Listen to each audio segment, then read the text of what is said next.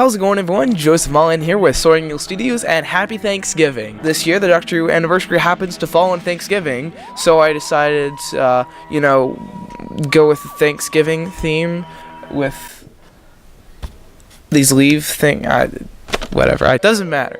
I hope you like my filming location here. Still trying out new things. I understand everything's pretty inconsistent on the channel right now. Still trying to figure things out, as it goes.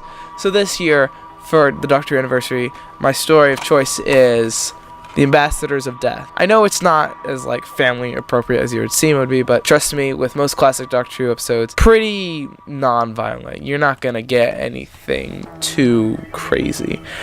I pretty much consider all of classic Doctor Who pretty tame considering what we have now. This story features my favorite Doctor, played by Jon Pertwee, and has Caroline John playing Liz Shaw and Nicholas Courtney playing the Brigadier.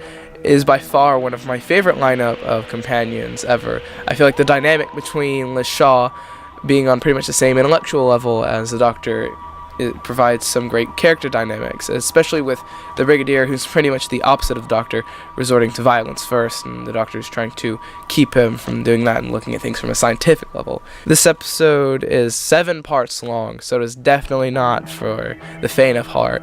It clocks in at about 170 minutes. So watching this is basically like watching a movie, and I would say it's as good as any science fiction movie I've ever seen.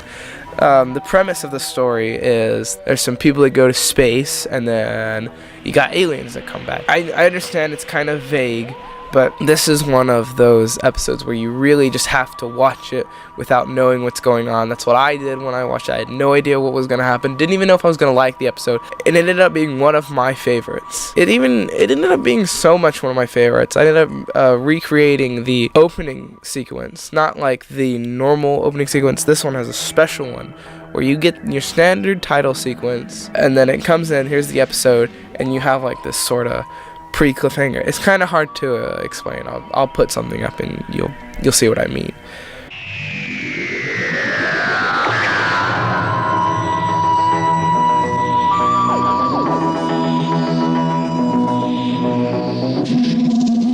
You can see that this episode is written by David Whittaker. Yes, David Whittaker, Malcolm Hulke, and Trevor Ray.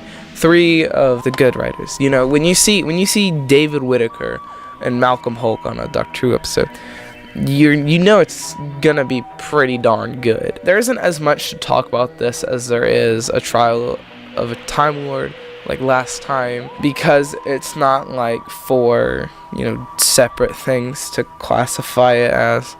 I mean, if I had to give it a rating, it's definitely 10 out of 10, pretty much flawless. I mean, now of course, with all Doctor stories, especially with classic ones, you're gonna have flaws, whether it be with lighting or you get a bit of bad acting here and there. But for the time, they're on a tight schedule. They don't do retakes a whole lot, and trying to compromise with the lighting department to get decent lighting was basically impossible at the time. But despite all of the flaws, it pushes through them, and it's an excellent story, and I think it should definitely be given a chance. That's pretty much all I have to say about this story. It's hard to explain it, I just think it's best if people watch it for themselves and get their own opinions for it. If you like the episode, that's great. If you don't, that's also great. You're entitled to your opinion, and I can respect that.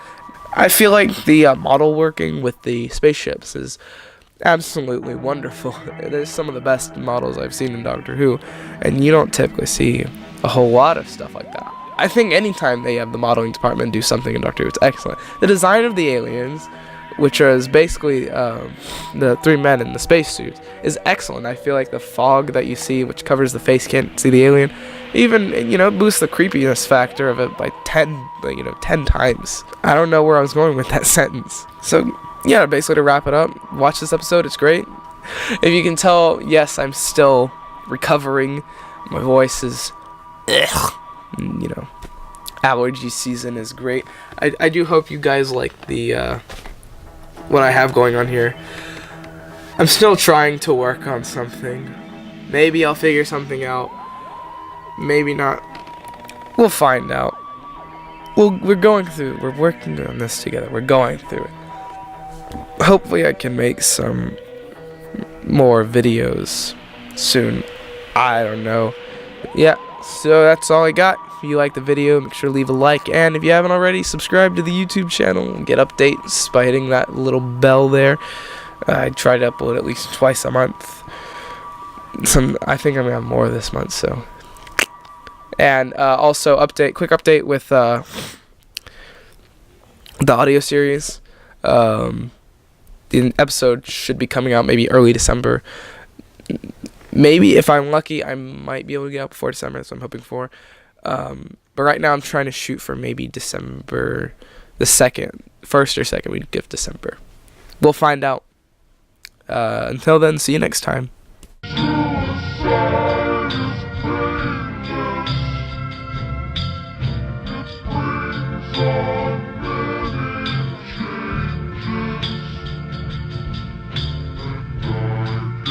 Take on